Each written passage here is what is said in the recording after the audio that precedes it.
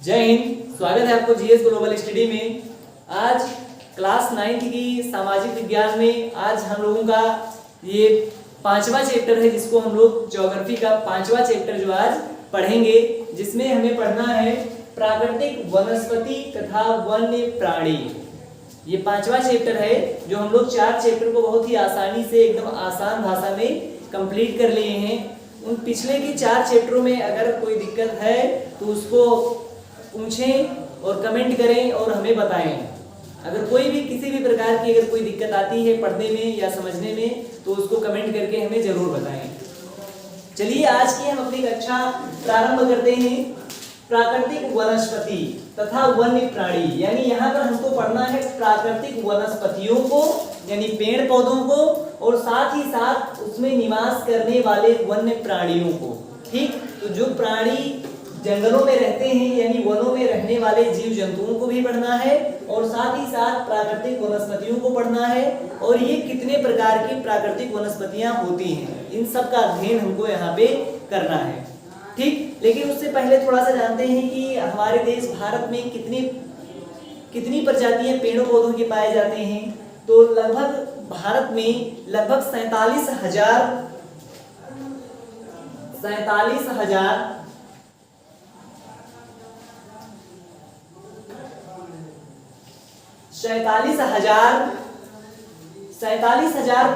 पेड़ों की प्रजातियां पाई जाती हैं। कहां पर? भारत में। तो लगभग 47,000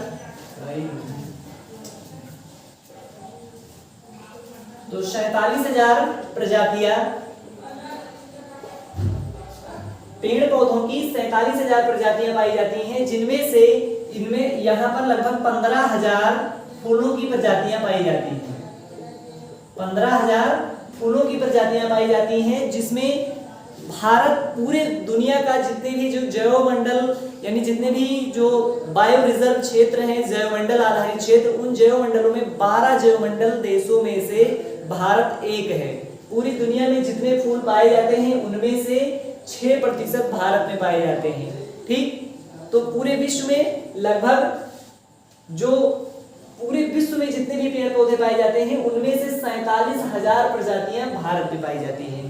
ठीक, जितने भी फूल पूरी दुनिया में पाए जाते हैं उनमें से 15,000 प्रजातियां भारत में पाई जाती हैं। हम लोगों को बस 2-4 याद होगा, लेकिन 15,000 फूलों की प्रजातियां भारत में पाई जाती हैं। ठीक, उनमें से लगभग 90,000 वन्य जीव प्राणी पाए जाते हैं। वन्य जीवों की प्रजातियां लगभग 90,000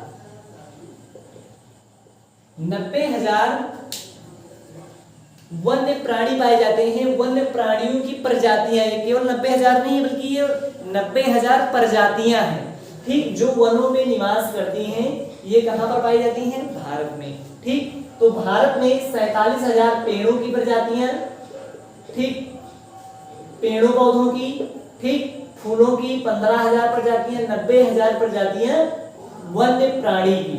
ठीक, तो 90,000 प्रजातियां वन्य प्राणी की भारत में पाई जाती हैं। और अगर देखें तो जो यहाँ पर ये 90,000 प्रजातियां हैं, ये इन 47,000 प्रजातियां पेड़ पौधों वाले इस प्राकृतिक वनस्पति में निवास करती हैं। तो चलो देखते हैं, इसके पहले हम लोग पहले वनस्पतियों को पढ़ेंगे, उसके बाद फिर वनस्पतियों में निवास करने वाले प्राणियों को पढ़ेंगे। वनस्पति पढ़ेंगे तो वनस्पति में मुख्यतः यहाँ पर पढ़ेंगे हम लोग पहले पेड़ यानी वनस्पतियां और वनस्पतियों के प्रकार को पढ़ते हैं।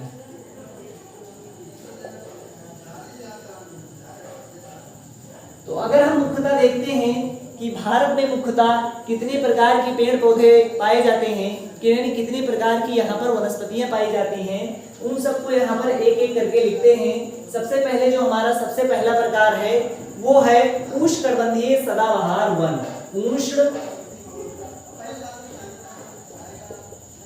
उष्णकटिबंधीय सदाबहार वन। उष्णकटिबंधीय सदाबहार वन। उसके बाद में दूसरा है जो पाई जाती है उष्णकटिबंधीय पर्णपाती वन।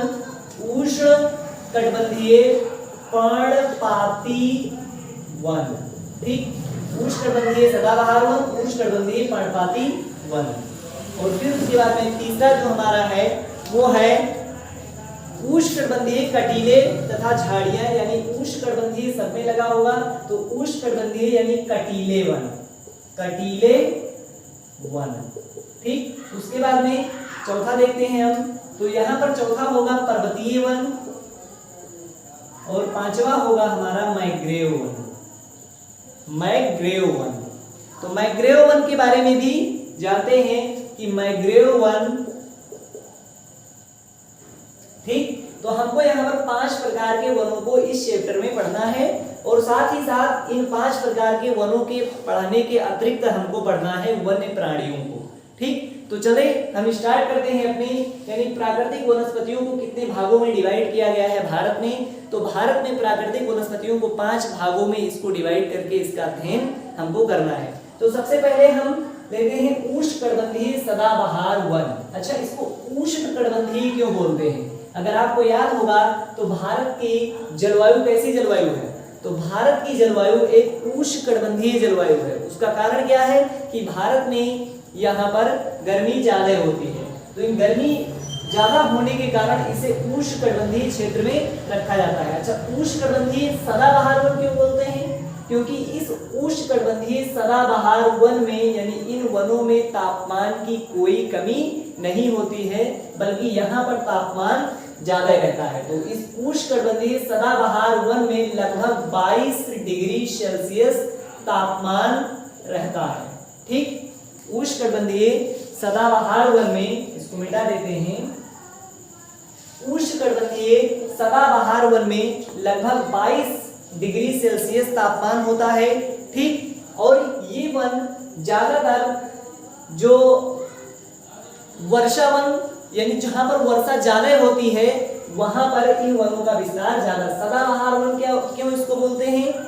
तो इस वन को उष्णकटिबंधीय इसलिए बोलते हैं क्योंकि इस वन का तापमान लगभग जो है 22 डिग्री सेल्सियस से ज्यादा ही रहता है, यानी तापमान की यहाँ पर कोई कमी नहीं होती है। तापमान ज्यादा होने के कारण इस वन को बोलते हैं उष्णकटिबंधीय वन। ठीक, अब उसके बाद में इसको सदाबहार क्यों बोलते हैं? तो सदाबहार इस वन को इसलिए बोला जाता है क्योंकि इस वन का जो ये वन साल भर हरे भरे रहते हैं। ठीक, तो सदाबहार वन वे वन होते हैं जो साल भर हरे भरे रहते हैं। तो उष्णकटिबंधीय यानी यहाँ पर तापमान भी अधिक होगा और ये हरा भरा भी होगा। तो इस वन में क्या होगा कि उष्णकटिबंधीय सदाबहार वन में तापमान होगा 22 डिग्री सेल्सियस और यहाँ पर होगा 200 सेंटीमीटर से ज्यादा वर्षा होगी। अभी सेंटीमीटर वाला वर्षा कैसे नापते हैं हम ये पिछली कक्षा में बता चुके हैं। यहाँ भी बताते हैं कि एक जो है नली होती है और इसमें कुछ इस प्रकार से ये बना होता है। ठीक, ये कुछ इस प्रकार से बना होगा और इसमें यहाँ पर सेंटीमीटर लिखे होते हैं। ठीक, तो इस सेंटीमीटर लिखा होता है, इसका मुख केवल इतना होता है कि वर्षा की केवल एक बूंद इसके अंदर जाए। तो इसको अलग अलग स्थानों पे जहां वर्षा की मात्रा को नापना है उस क्षेत्र में इसको लगा देते हैं और लगाने के बाद में बारिश के टाइम में जब बारिश होगा तो ये जो है भरता जाएगा। अगर यहाँ पर उसके जो सेंटीमीटर लिखे होते हैं तो कभी कभी बारिश यहाँ तक हुआ तो यहाँ पर देखेंगे कौन सा सेंटीमीटर है। मान लो यहाँ पर 200 सेंटीमीटर है तो हम मानेंगे कि इस साल 200 सेंटीमीटर की वार्षिक वर्षा हुई है। ठीक, तो इस वन को कितना बारिश चाहिए? लगभग 200 सेंटीमीटर वार्षिक वर्षा से ज्यादा चाहिए, यानी 200 से कम नहीं होता। और ये वन साल भर हरे भरे रहते हैं, साल भर हरे भरे बल्कि ये वन नहीं रहते हैं, साल भर ये हमको हरे भरे दिखते हैं। उसका कारण है ये हरे भरे दिखते हैं, साल भर हरे भरे दिखते हैं। ये क्या है? साल भर ये हरे भरे होते नहीं लेकिन दिखते हैं। कैसे? जैसे मान लो अगर कोई पेड़ यहाँ पर है, ठीक, अगर एक पेड़ यहाँ है और एक पेड़ यहाँ है, ठीक, एक पेड़ यहाँ है और एक पेड़ यहाँ है, तो यहाँ और यहाँ जब अंतर होगा, अगर यहाँ पर ये अपना पत्ती गिराएंगे तो दूर से हम देखेंगे तो ये हमें दिखेगा, यानी इसमें पत्ती नहीं लगेगा तो हमें लगेगा कि ये पतझड़ आ गया, यानी इसने अपनी पत्तियां गिरा दी। लेकिन अगर सोचो जहां पर इतने घने पेड़ हो कि इस पेड़ के बगल में भी एक पेड़ हो, इसके बगल में भी एक पेड़ हो, और यानी जहाँ पर बिल्कुल सटे सटे हो, एकदम पेड़ हो, तो ये पेड़ भी बहुत होशियार हैं। ये क्या करते हैं कि ये होते हैं यानी मैदानी क्षेत्र में, जिसको अभी आगे हम लोग पढ़ेंगे, तो ये लोग जब पत्तियां गिराते हैं तो दूर से दिख जाता है कि पत्तियां नहीं है। पत्तियां ये लोग भी गिराते हैं, यानी सदाबहार वन भी पत्तियां गिराते हैं, लेकिन ये इतने सटे होते हैं कि जब ये पत्तियां अपनी गिरा देते हैं यहाँ, तो ये बगल वाला पेड़ इतना बड़ा होता है कि ये दूर से हमें नहीं दिखता कि इसने अपनी पत्ती गिराई है। ये सारे पेड़ एक साथ अपनी पत्ती नहीं गिराते, बहुत होशियार है ये पेड़। ये अपनी पत्ती एक साथ ना गिराकर, बल्कि जब ये अपनी पत्ती गिराएंगे तो ये अपना बचाए रहेंगे।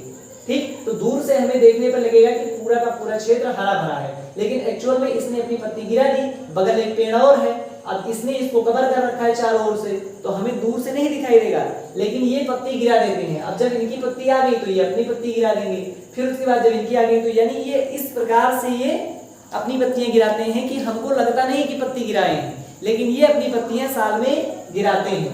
ठीक, ये वन भी अपनी पत्तियां गिराते हैं। उसके बाद में देखते हैं हम कि आखिर ये पेड़ अपनी पत्तियां गिराते क्यों हैं। इसका चर्चा अभी हम आगे करेंगे। जब पर्णपाती वन बताएंगे, यानी जो पत्ते गिराने वाले पौधे हैं, तो वो क्यों गिराते हैं, इसका भी चर्चा हम लोग करेंगे। उसके बाद में ये देखते हैं कि ये मुख्यतः किस क्षेत्र में पाए जाते हैं। उष्णकटिबंधीय सदाबहार वन, यानी इसको उष्णकटिबंधीय वर्षा वन के नाम से भी जाना जाता है। सदाबहार कहिए या वर्षा 200 सेंटीमीटर से ज्यादा होगा तो वर्षा ज्यादा होगा, तो वर्षा ज्यादा होगा तो साल भर ये हरे भरे दिखेंगे, यानी पूरा का पूरा जंगल हरा भरा दिखाई देगा। ठीक, साल भर हरे भरे दिखते हैं, बल्कि साल भर ये अपनी, ऐसा नहीं हो सकता कि ये अपनी पत्तियां नहीं गिराते हैं। ये पत्तियों को कम गिराते हैं और बहुत लिमिटेड समय के लिए गिराते हैं। इनके पास पानी की पर्याप्त मात्रा होती है, दूसरी पत्तियां तुरंत आ जाती हैं। ठीक, अगर इसका क्षेत्र देखें मुख्यतः, तो इसके क्षेत्र में जहां जहां पर ज्यादा बारिश होती है, जैसे लक्षद्वीप हो गया, नीलगिरी की पहाड़ी हो गया, और हमारा मेघालय में नॉर्थ ईस्ट क्षेत्र में देखेंगे, मेघालय में जहां विश्व में सबसे ज्यादा बारिश होती है, मासिनराम यानी जो नॉर्थ ईस्ट वाला जो पूरा का पूरा राज्य है वहां पर, और इधर लक्षद्वीप और अंडमान निकोबार द्वीप समूह, यहाँ पर 100 सेंटीमीटर से ज्यादा, 200 सेंटीमीटर से ज्यादा बारिश होती है, इसलिए इस वाले क्षेत्र में यहाँ पर उष्णकटिबंधीय सदाबहार वन पाए जाते हैं। इसके कुछ क्षेत्र यहाँ पर लिख देते हैं, जैसे लक्षद्वीप, ठीक, अंडमान और जितने भी उत्तर पूर्वी राज्य हैं, उत्तर पूर्वी राज्य। अब उत्तर पूर्वी राज्य में 7 राज्य आते हैं। जैसे अगर भारत का मैप देखा होगा तो भारत के मैप में जो ये वाला क्षेत्र है ना, इधर बांग्लादेश है, ये बांग्लादेश है, ठीक, और ये वाला जो क्षेत्र है ये, तो भारत का ये वाला क्षेत्र, इसी को बोलते हैं पूर्वोत्तर क्षेत्र, यानी उत्तर पूर्वी राज्य। ठीक, इसी को बोलते हैं पूर्वोत्तर क्षेत्र या नॉर्थ ईस्ट प्रदेश। ठीक, तो नॉर्थ ईस्ट का नाम तो सुने होंगे, लेकिन ये यहीं पर है, इसलिए इसको बोलते हैं नॉर्थ ईस्ट, क्योंकि ये उत्तर और पूर्व के मध्य में है। ठीक, तो इतनी बातें समझ में आई। अब हम लोग आगे बढ़ते हैं। इस उष्णकटिबंधीय के बाद में हमारा दूसरा जो अगला है जो हमें पढ़ना है, वो हमको पढ़ना है उष्णकटिबंधीय पर्णपाती वन। ठीक, इसको मिटाते हैं। अगर इसमें समझने में कोई दिक्कत हो तो कमेंट करें। उसके बाद में दूसरा हमारा है उष्णकटिबंधीय पर्णपाती वन। उष्णकटिबंधीय पर्णपाती वन, उष्णकटिबंधीय पर्णपाती वन। ये क्या होता है पर्णपाती? उष्णकटिबंधीय, तो इसका नाम हमने सुना कि उष्णकटिबंधीय यहाँ पर क्यों लगा है, तो उष्णकटिबंधीय यहाँ पर इसलिए लगा है क्योंकि यहाँ पर गर्मी ज्यादा होती है। अच्छा, उष्णकटिबंधीय गर्मी ज्यादा होती है तो यहाँ पर इसे उष्णकटिबंधीय कहा गया, लेकिन यहाँ पर इसे पर्णपाती क्यों कहा गया? क्योंकि ये पर्णपाती इसको इसलिए कहा गया क्योंकि ये पौधे, ये पेड़ साल में 2 बार अपनी पत्तियां गिराते हैं। ये जो पर्णपाती वन होते हैं ये साल में 2 बार अपनी पत्तियां गिराते हैं। इनको कितना जल चाहिए, तो इनको लगभग 100, लगभग इनको भी लगभग 22 से 25 सेंटीमीटर, 22 से 25 डिग्री सेल्सियस तापमान चाहिए। ठीक, 22 से 25 डिग्री के मध्य इसको तापमान, यानी इससे ज्यादा होता है। 22 तो हमारा सदाबहार है, लेकिन यहाँ पर 22-25 से ज्यादा ही तापमान चाहिए इसको। 100 सेंटीमीटर से अधिक वर्षा, यानी 100 से 200 सेंटीमीटर के मध्य वर्षा होना चाहिए। 100 से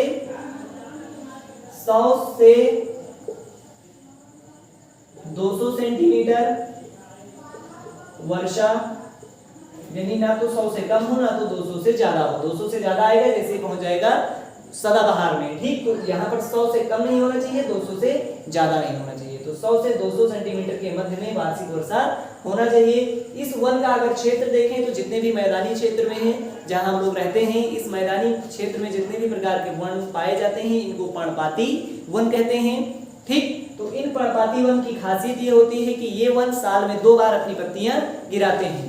एक बार ये गिराएंगे, यानी ये अपनी पत्तियां साल में 2 बार गिराएंगे। एक तो गिराएंगे मार्च और अप्रैल के मध्य, एक बार ये गिराते हैं मार्च और अप्रैल के मध्य, और दूसरी बार ये गिराते हैं नवंबर से दिसंबर के मध्य। नवंबर से दिसंबर के मध्य में ये अपनी पत्तियां गिराते हैं। अच्छा, पेड़ पौधे अपनी पत्तियां क्यों गिराते हैं, जबकि पेड़ पौधे अपना भोजन पत्तियों की सहायता से ही बनाते हैं, तो ये अपनी पत्तियां क्यों गिरा देते हैं? अच्छा, अगर ये पत्तियां अपनी गिरा देते हैं तो भोजन को स्टोर कहाँ रखते हैं? पेड़ पौधे अपना भोजन, ये साइंस का विषय है कि पेड़ पौधे अपनी पत्तियां गिरा देते हैं, यानी पेड़ पौधे जो प्रकाश संश्लेषण द्वारा अपना भोजन बनाते हैं। ठीक, साइंस तो पढ़ते होंगे, सारे लोग पढ़ते होंगे, तो इस क्वेश्चन को बताने का प्रयास करना कमेंट में कि पेड़ पौधे प्रकाश संश्लेषण पत्तियों की सहायता से ही करते हैं, पत्तियों की सहायता से अपना भोजन बनाते हैं, लेकिन जब वो पत्तियां गिरा देते हैं तो अपना भोजन वो स्टोर कहाँ रखते हैं, और वो अपना भोजन बनाते कैसे हैं? क्योंकि भूखे तो रह नहीं सकते हैं, वो भोजन कहीं ना कहीं से बनाएंगे। अगर नहीं बनाएंगे तो उसको स्टोर करके रखेंगे, तो वो पौधे के किस भाग में, यानी वो कहाँ पर उसको स्टोर करके रखते हैं, ये सबको बताना है। ठीक, यहाँ पर हम ज्योग्राफी में केवल बात करेंगे, साइंस में नहीं जाएंगे। यहाँ पर हम देखते हैं कि ये अपनी पत्तियां साल में 2 बार गिराते हैं, एक मार्च अप्रैल के मध्य में और एक नवंबर से दिसंबर के मध्य में। तो ये आखिर अपनी पत्तियां क्यों गिराते हैं? पत्तियां ये इसलिए गिरा देते हैं कि पत्तियों से ये केवल जल और उष्मा की बचत कर सकें। पत्तियों, पेड़ पौधे अपना पत्ती इसलिए गिराते हैं ताकि उष्मा को बचा सकें और जल को बचा सकें। तो केवल और केवल इनका 2 उद्देश्य होता है कि हम केवल अपना उष्मा बचाएं और अपना जल बचा के रखें। अच्छा, मार्च अप्रैल में क्यों ये अपनी पत्तियां गिरा देते हैं? क्योंकि मार्च अप्रैल में होता है गर्मी का मौसम। समझिए इसको ध्यान से, गर्मी का मौसम होता है, और गर्मी के मौसम में ये अपनी पत्तियां इसलिए गिरा देते हैं क्योंकि गर्मी के मौसम में हो जाता है जल स्तर जमीन का नीचे और पानी की कमी हो जाती है, और पानी की कमी हो गई तो ये अपना भोजन कैसे बनाएंगे? और पत्तियों द्वारा हम देखते हैं कि वाष्पोत्सर्जन की क्रिया होती है, यानी पत्तियों द्वारा वाष्पोत्सर्जन की क्रिया होती है, तो पेड़ अपनी सारा पानी जो वाष्पोत्सर्जन क्रिया के फलस्वरूप उसको उड़ा देते हैं। तो ये पेड़ बड़े होशियार हैं पर्णपाती वाले। ये क्या करते हैं कि ये मार्च अप्रैल के दौरान ये अपनी पत्तियां ही उड़ा देते हैं। ये पत्तियां अपनी उड़ा दी, अब ना रहेगा पत्ती, ना होगा वाष्पोत्सर्जन की क्रिया, तो इनका पूरा का पूरा जल बच गया। तो ये तो समझ में आया कि इन्होंने अपना जल बचाने के लिए मार्च से अप्रैल के मध्य ये अपनी पत्तियां गिरा देते हैं।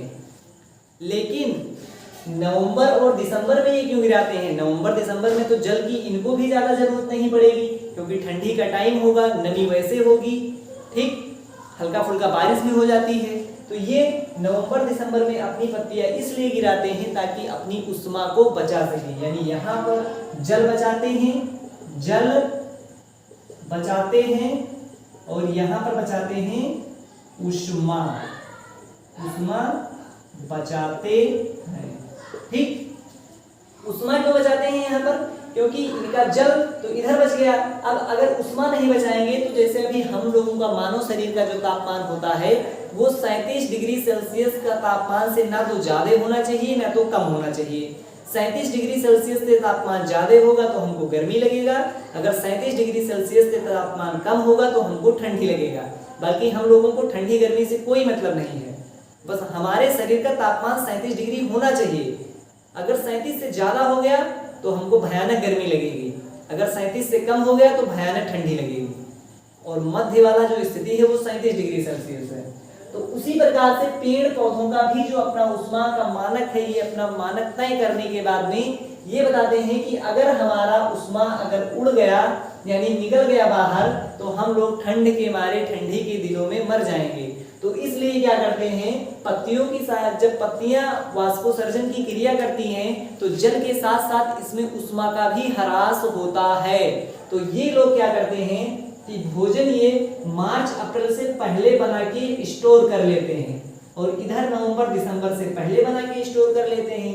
यानी ये गर्मी में जब पत्तियां गिराते हैं तो उस दौरान खाने के लिए अपना भोजन स्टोर कर लेते हैं, और ये लोग नवंबर दिसंबर में ऊष्मा बचाने के दौरान जब अपनी पत्तियां गिराते हैं तो उस दौरान इनको अपनी भोजन की पूर्ति के लिए अपना भोजन स्टोर कर लेते हैं। ठीक, अगर यहाँ पर देखें तो इसका जो मुख्य क्षेत्र है ये मैदानी क्षेत्रों में पाए जाते हैं, जितने भी अपने आसपास का पेड़ दिखाई देता है। अगर ये पेड़ पौधे अगर साल में 2 बार अपनी पत्तियां गिराते हैं तो मतलब समझो ये पर्णपाती वन है। ठीक, उसके बाद में अगला देखते हैं हम। अब यहाँ पर पर्णपाती वन को भी 2 भागों में बांटा गया है, लेकिन यहाँ पर इतना इंपॉर्टेंट नहीं कि इसको 2 भागों में बांटें, क्योंकि एक होता है 100 से 200 सेंटीमीटर के मध्य वर्षा वाला, एक होता है 100 से भी कम मध्य वाला। तो इतना ज्यादा यहाँ पर हमें नहीं लगता कि इतना ज्यादा यहाँ पर इसकी जरूरत है। तो बस हमारा इतना ये पर्याप्त है जो हमारे बोर्ड एग्जाम में आने के लिए आ सकता है। इससे ज्यादा डीपली यहाँ पर अभी तक तो नहीं पूछा गया है। बाकी पढ़ने के लिए तो पूरा उष्णकटिबंधीय वन भी बहुत ज्यादा पढ़ सकते हैं, तो उतना हमको यहाँ पर अभी नहीं पढ़ना है, उसको हम लोग बाद में देखेंगे जब और आगे जाएंगे, जब हम लोग 10th में जाएंगे। और जिसको डीपली पढ़ना ही है तो 10th में भी ये चैप्टर है, वहां पर वन और वन्यजीव संसाधन है, तो वहां से भी पढ़ सकते हैं क्योंकि 10th में पढ़ाया भी गया है। तो जिसको डीपली पढ़ना ही होगा जाके 10th वाला वीडियो देख लेना, या फिर 1 साल वेट करना, अगले साल 10th में जाएंगे ही। ठीक, उसके बाद में हमारा है अगला कटीले वन, उष्णकटिबंधीय कटीले वन। ठीक, उष्णकटिबंधीय लगा है तो इसका कारण क्या है कि उष्णकटिबंधीय अगर लगा है तो मतलब क्या हो सकता है, कटीले वन, उष्णकटिबंधीय कटीले वन या झाड़ियां। अच्छा, उष्णकटिबंधीय कटीले वन या झाड़ियां उष्णकटिबंधीय क्यों कहते हैं, क्योंकि इसमें क्या होता है, तापमान ज्यादा होता है। ठीक, तापमान ज्यादा होगा। अच्छा, कटीले वन कैसे हो जाते हैं, अब यहाँ पर ध्यान देने योग्य बातें ये है कि ये जो उष्णकटिबंधीय कटीले वन होते हैं यहाँ पर वर्षा बिल्कुल कम होता है, यानी लगभग 50 सेंटीमीटर से भी कम वर्षा होगा, तापमान बहुत ज्यादा होगा।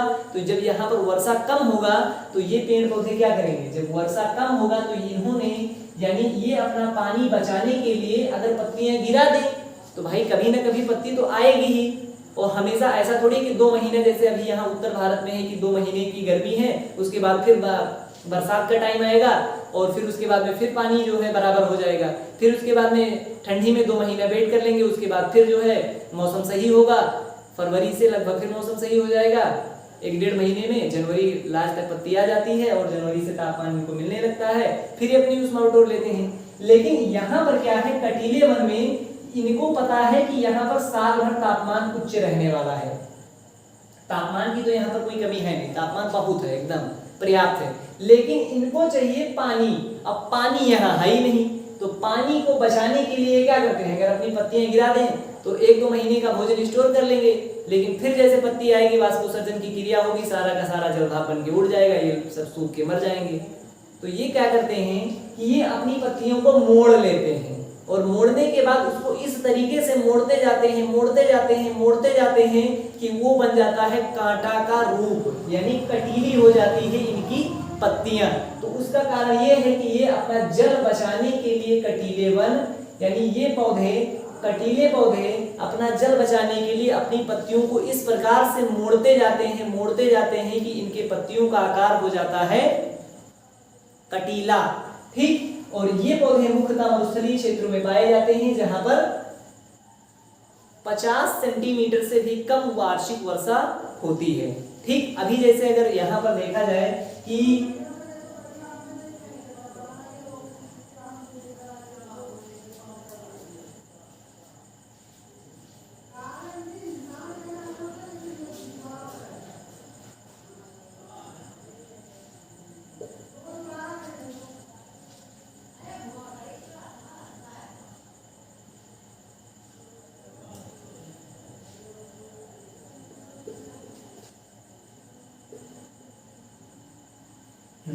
तो यहां पर देखो इन दो व्यक्तियों को यहाँ पे बनाया गया है।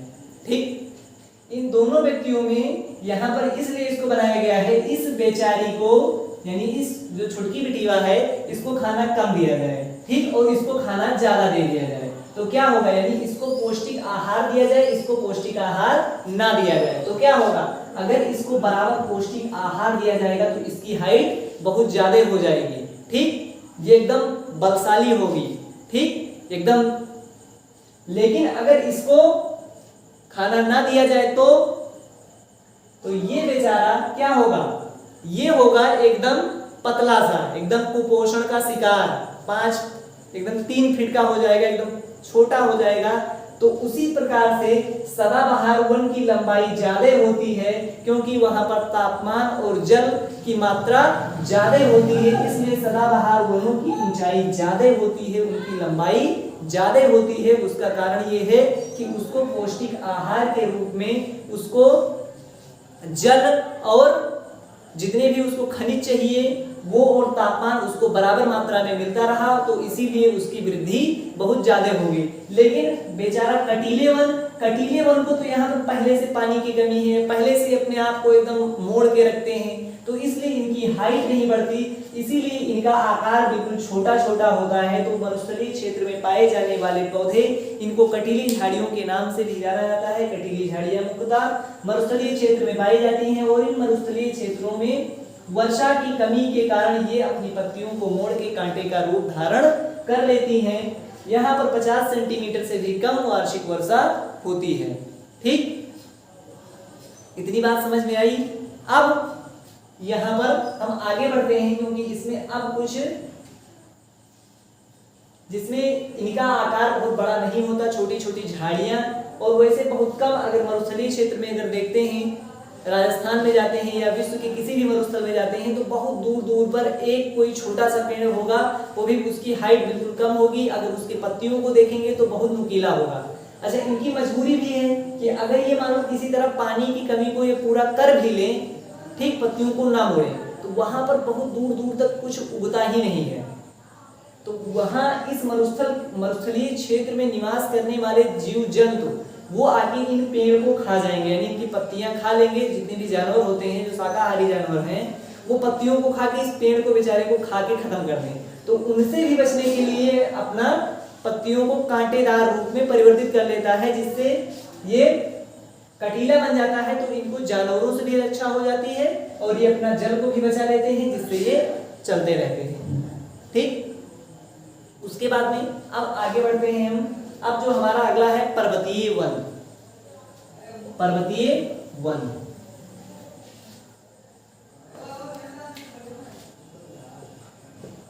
पर्वतीय वन अच्छा, पर्वतीय वन सबसे जो है इसका नाम से ये स्पष्ट है। पर्वतीय वन यानी पर्वतों पे पाए जाने वाले, पर्वतीय क्षेत्र में पाए जाने वाले वनों को पर्वतीय वन कहते हैं। ये पर्वतीय वन मुख्यतः जो हिमालयी क्षेत्र और जो इसको दो भागों में भी बांट सकते हैं, एक हिमालयी वन और दूसरा दक्षिण भारत की पर्वतीय वन। यानी जहां जहां पर्वत पहाड़ होंगे वहां वहां के वनों को पर्वतीय वन कहते हैं। यहाँ पर वर्षा अधिक होती है, उसका कारण यह है कि पर्वतों पे वर्षा ज्यादा होती है। ठीक, वर्षा ज्यादा होने का कारण हम मानसून वाले चैप्टर में भी बताए हैं, यहाँ भी बता रहे हैं कि वर्षा ज्यादा क्यों होता है, क्योंकि जब बादल उड़ते हैं और उसमें अपार जल को लेकर बहते हैं तो वो जाके किसी न किसी पहाड़ी से वो हवाएं टकराती हैं, जिस हवा के साथ वो बादल जा रहे हैं उस बादल में बहुत ढेर सारा पानी है, वो किसी तरह हवाएं उस बादल को उड़ा के ले जा रही हैं और अपने साथ बहुत ढेर सारी हवाओं को भी ले जा रही हैं। तो वो हवाएं किसी पहाड़ी से टकराएंगी और टकराने के बाद कस के ऊपर उठेंगी और जैसे ही ऊपर उठेंगी उस बादल से टकराएंगी और वहीं पर भयानक बारिश होगा और बारिश बहुत भयानक होगा। इसीलिए जो मेघालय में गारो खासी जयंतिया पहाड़ी हैं, इन पहाड़ी पे विश्व में सबसे ज्यादा बारिश इसी कारण से होता है। ठीक, कभी कभी क्या होता है कि कभी कभी वहां पर कुछ ये स्थिति होगी कि बादल से बहुत तेजी के साथ हवा टकराएगी, पूरा बादल फट जाएगा। पानी बारिश इस तरीके से होगा जैसे हम लोगों ने देखा होगा कहीं कहीं पर जो नलकूप चलते हैं, यानी जो पंपिंग सेट का पानी होता है, अगर किसी पाइप से पंपिंग सेट को चला के इसे छोड़ दिया जाए, जिस स्पीड से पंपिंग सेट का पानी बहुत तेजी के साथ गिरेगा नीचे, उस आकार की बारिश होने लगती है, बिल्कुल भयानक बारिश। इसी को बोलते हैं बादल का फटना। ठीक, तो बादल का फटना भी इसी घटना को है कि बहुत तेजी के साथ बारिश बूंदों के रूप में ना होकर बल्कि पूरा एक जैसे लगे कि किसी जो है बड़े से बर्तन से पानी को एक साथ नीचे गिराया जा रहा है। अगर किसी बड़े से इतना बड़ा बर्तन से पानी को ऐसे रख के ऐसे नीचे ऐसे गिराया जाता है, उस प्रकार से बारिश होती है। बहुत खतरनाक स्थिति होती है, भयंकर बाढ़ आती है अगर कहीं पर बादल फट जाते हैं तो। ठीक, तो इसी आधार पर यहाँ देखते हैं पर्वतीय वन। ये पर्वतीय वनों का विस्तार जो इसको दो भागों में बांट सकते हैं, एक उत्तर का पर्वतीय वन और फिर दक्षिण का पर्वतीय वन। उत्तर के पर्वतीय वन में मुख्यतः जो हिमालयी वन आते हैं और दक्षिण के पर्वतीय वन में मुख्यतः यहाँ पर नीलगिरी की पहाड़ी हो गई, शहयाद की पहाड़ी हो गई, जो पश्चिमी घाट की। जब हम यहाँ पर भारत का भौतिक स्वरूप पढ़ा रहे थे तो उसमें भी याद होगा, भौतिक स्वरूप में भारत का जब भौतिक स्वरूप बताए थे तो भारत की इस वाले भाग को बताए थे कि ये पश्चिमी घाट है और ये है पूर्वी घाट। पूर्वी घाट की सबसे ऊंची चोटी है महेंद्रगिरी और इधर की सबसे ऊंची चोटी है नीलगिरी की पहाड़ियां और डोटा बेट्टा। और यहाँ पर एक पहाड़ी है जो तीन जो यहाँ पर पहाड़ियों का केंद्र बिंदु है, इसको बोलते हैं अनेमुदी की पहाड़ी। अनेमुदी की पहाड़ी ये दक्षिण भारत की सबसे ऊंची चोटी है। पूर्वी घाट की सबसे ऊंची चोटी है महेंद्रगिरी और इधर की सबसे ऊंची चोटी है डोडा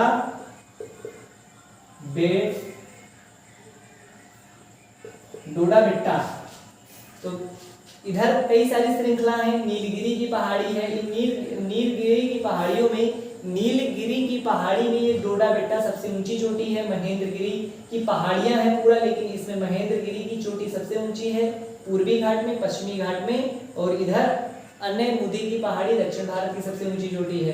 तो जितने भी यहाँ पर पर्वत हैं, यहाँ पर एक पर्वत बताए थे अगर याद होगा, तो यहाँ पर एक पर्वत बताए थे कि एक जो है विंध्य श्रेणी जाती है, यहाँ पर से यानी विंध्य श्रेणी जाती है और फिर यहाँ से सतपुड़ा की पहाड़ी जाती है, यहाँ से अरावली की पहाड़ी जाती है, यहीं पर महादेव की पहाड़ियां पाई जाती हैं। तो इन सारी पहाड़ियों में पाए जाने वाले वनों को और साथ ही साथ जो उत्तर भारत में देखें तो इधर हिमालयी क्षेत्र में और फिर इधर नॉर्थ ईस्ट वाले क्षेत्र में जो सदाबहार वन पढ़े थे, उन सदाबहार वनों में भी जो पर्वतीय वन हैं, उन सारे के सारे वनों को पर्वतीय वन की श्रेणी में रखते हैं। यानी यहाँ सब पाए जाने वाले वनों को पर्वतीय वन की श्रेणी में रखते हैं।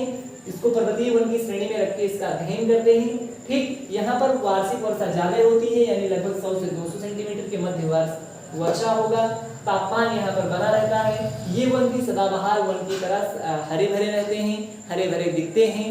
ठीक, लेकिन ये जो पर्वतीय वन होते हैं यहाँ पर, अब जैसे मान लो इस वाले पर्वतीय वन की विशेषता ये है, लेकिन इस वाले पर्वतीय वन की विशेषता कुछ और होगी, क्योंकि यहाँ पर ठंडी ज्यादा होती है। तो जब ये ठंडी ज्यादा होती है, तो जब ठंडी ज्यादा होगी तो क्या होगा, तो यहाँ पर भी उष्मा को ये लोग बचाएंगे। तो उष्मा को बचाने के लिए फिर यहाँ पर ये लोग अपनी पत्तियां गिराते रहते हैं, और अगर पत्तियां यहाँ पर ये लोग भी अपनी पत्तियां गिराते रहते हैं। ठीक,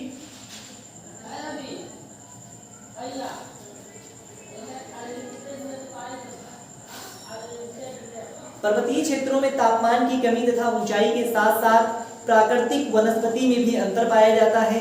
पर्वतीय वनों को दो भागों में विभाजित किया जा सकता है, उत्तर का पर्वतीय उत्तर का पर्वतीय क्षेत्र और साथ ही साथ दक्षिण का पर्वतीय वन। तो इसमें ज्यादा कुछ है नहीं, जो इसमें पर्वतीय वन था वो हमने यहाँ पर समझा दिया है कि उत्तर का पर्वतीय वन इधर वाला होगा। इस वाले को टुंडा वन भी कहते हैं क्योंकि यहाँ पर ठंडी ज्यादा होती है, यहाँ पर गर्मी ज्यादा होती है, लेकिन इसको पर्वत के अंतर्गत रख के इसका अध्ययन करते हैं, इसलिए इसको बोलते हैं पर्वतीय वन। ठीक, इतनी बात समझ में आई। उसके बाद में अब जो हमारा अगला टॉपिक होगा वो होगा मैंग्रोव वन। ठीक, तो अब हम पढ़ते हैं मैंग्रोव वन।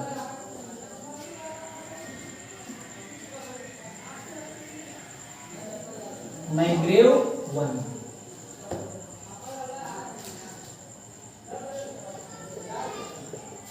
मैंग्रोव वन, इन मैंग्रोव वन को पढ़ते हैं। मैंग्रोव वन ये मुख्यतः कहाँ पाए जाते हैं? तो मैंग्रोव वन मुख्यतः समुद्र तटीय क्षेत्रों में पाए जाते हैं। समुद्र तटीय क्षेत्र कौन कौन से हैं? समुद्र तटीय क्षेत्र जितने भी समुद्र तटीय क्षेत्र हैं, चाहे इधर पश्चिमी घाट में हो ये समुद्र तटीय क्षेत्र और चाहे ये समुद्र तटीय क्षेत्र। ठीक, और इस समुद्र तटीय क्षेत्र में यहाँ पर जो वन पाए जाते हैं ये मुख्यतः मैंग्रोव वन पाए जाते हैं। मैंग्रोव वन की विशेषता यही है कि ये समुद्र तटीय क्षेत्र में लवणीय होते हैं ये वन। और इन वनों का अगर देखेंगे ध्यान से इन वनों को, तो इन वनों की जड़ें बहुत बड़ी बड़ी होती हैं। अगर वन जो है इस प्रकार से होगा तो इनकी जड़ें, मान लो ये इनकी जड़ें हैं और इनकी जो पत्तियां होंगी वो ज्यादा बड़ी नहीं होंगी, यानी इनकी टहनियां ऐसे होती हैं, लेकिन इनकी जड़ें जमीन से काफी ऊंची उठी होती हैं, ऐसे ऐसे होती हैं। ठीक, इनकी जड़ें, अगर ये तना है तो ये उनकी जड़ है। ठीक, ये जड़ काफी ऊंचा होता है, बिल्कुल जाल की नुमा जमीन के ऊपर होता है। ठीक, जाल की नुमा अगर देखते हैं तो जाल की नुमा जमीन से बहुत ऊंचा ऊंचा उठा जड़ें होंगी। अगर कहीं फिल्मों में देखा होगा या हॉलीवुड मूवी में देखा होगा कि जमीन से उठी उठी जो काफी सारी जड़ें होती हैं, उन सारी जड़ों को वो मैंग्रोव प्रकार की वनें होती हैं। और ये मैंग्रोव वन भारत के समुद्र तटीय क्षेत्रों में पाई जाती हैं, जिसमें मुख्यतः यहाँ पर गुजरात के कच्छ का रण जो है, कच्छ के रण में पाया जाता है मैंग्रोव प्रकार की वनस्पतियां। और साथ ही साथ अगर देखें तो यहाँ पर एक डेल्टा है जो दुनिया का सबसे बड़ा डेल्टा है, उसका नाम है सुंदरवन का डेल्टा। तो सुंदरवन के डेल्टे में भी मैंग्रोव प्रकार की वनस्पतियां पाई जाती हैं। ये समुद्र तटीय क्षेत्रों में रहती हैं और साथ ही साथ इनका विकास दलदली भूमि में ज्यादा होता है। दलदली, जो भूमि दलदली होगी वहां पर मैंग्रोव प्रकार के मैंग्रोव वन पाए जाएंगे। ठीक, ज्यादा पाए जाएंगे, बल्कि ये समुद्र के किनारे पाए जाते हैं। तो इसका मतलब ये है कि अगर समुद्र के किनारे ये पाए जाते हैं तो ये लवणीय वन होते हैं, यानी ये खारे पानी में रह सकते हैं, केवल खारे पानी में ही ये वन रह सकते हैं। उसका कारण ये है कि ये समुद्र से सटे हुए क्षेत्रों में ही रहते हैं। समुद्र से सटा हुआ जो क्षेत्र होगा वो दलदली होगा, तो दलदली भूमि में भी ये रहते हैं। और ये मैंग्रोव वन ये इन सारी भूमि को कटने से बचाता है। ठीक, जैव विविधता के क्षेत्र से अगर देखें, जैव विविधता की दृष्टि से तो ये बहुत इंपॉर्टेंट होते हैं। इसमें बहुत सारे वनस्पतियों की प्रजातियां, इसमें मैंग्रोव की कई सारी प्रजातियां और साथ ही साथ इसमें विभिन्न प्रकार के यानी वन प्राणी की कई सारी प्रजातियां इस मैंग्रोव वन में पाई जाती है। जिसमें अगर देखें जो सुंदरवन का डेल्टा है ये एक दलदलीय क्षेत्र है। अगर सुंदरवन डेल्टा के अंदर जाएंगे तो कुछ जगह तो सही होगा, लेकिन जब जैसे ही समुद्र के किनारे जाएंगे वहां पर दलदली मिलेगा, पूरा दलदल मिलेगा। और उस दलदल में मैंग्रोव वन है तो पूरे में मैंग्रोव वन, लेकिन दलदलीय क्षेत्र में ज्यादा मिलेंगे, यानी पूरे में ज्यादा मिलेंगे, मुख्यतः दलदलीय क्षेत्र में भी मिलेंगे एकदम घने मैंग्रोव वन। और उन घने मैंग्रोव वनों के ऊपर यानी इन जड़ों के ऊपर ही निवास करता है बंगाल का रॉयल बंगाल टाइगर, यानी जिसको रॉयल बंगाल टाइगर के नाम से जानते हैं। वो रॉयल बंगाल टाइगर इसी जड़ों के ऊपर निवास करता है। ठीक, मैंग्रोव वनों में ये मैंग्रोव वन भारत में सबसे ज्यादा पाए जाते हैं। इधर सुंदरवन का डेल्टा, कच्छ का रण और जितने भी समुद्र तटीय क्षेत्र हैं, इन समुद्र तटीय क्षेत्रों के किनारे पर भी मैंग्रोव की वनें पाई जाती हैं। ठीक, तो मैंग्रोव वन भी समाप्त हुआ, इसका जड़ जो है आधा डूबा रहता है पानी में और आधा ऊपर ज्यादा निकला होता है। अगर इतना जड़ डूबा है तो उससे काफी ज्यादा ऊपर निकला हुआ होता है। ठीक, तो आज हम लोग यहाँ पर वनस्पतियों के प्राकृतिक वनस्पति के प्रकार हम लोगों ने यहाँ पर पढ़ लिया, जिसमें भारत में प्राकृतिक वनस्पतियों को मुख्यतः 5 भागों में बांट के इसका अध्ययन करते हैं। हम लोगों ने आज यहाँ पर 5 प्रकार की वनस्पतियों को पढ़ा। अब जो हमारा अगला क्लास होगा उसमें हम इसके आगे की जो प्राणी है वन्य प्राणी, ठीक, इसका अध्ययन करेंगे। तो आज की क्लास हम आज यहीं पर स्टॉप करते हैं और फिर मिलेंगे नेक्स्ट क्लास में। तब तक आप लोग इसको पढ़ते रहिए और नोट्स बनाते रहिए। जितना यहाँ पर लिखा है उतना तो यहाँ पर जरूरी है कि उसको कॉपी में नोट करो, ताकि जब एग्जाम टाइम में रिवीजन करना हो तो बहुत आसानी के साथ इसको रिवीजन किया जा सके। ठीक, तो मिलते हैं फिर नेक्स्ट क्लास में।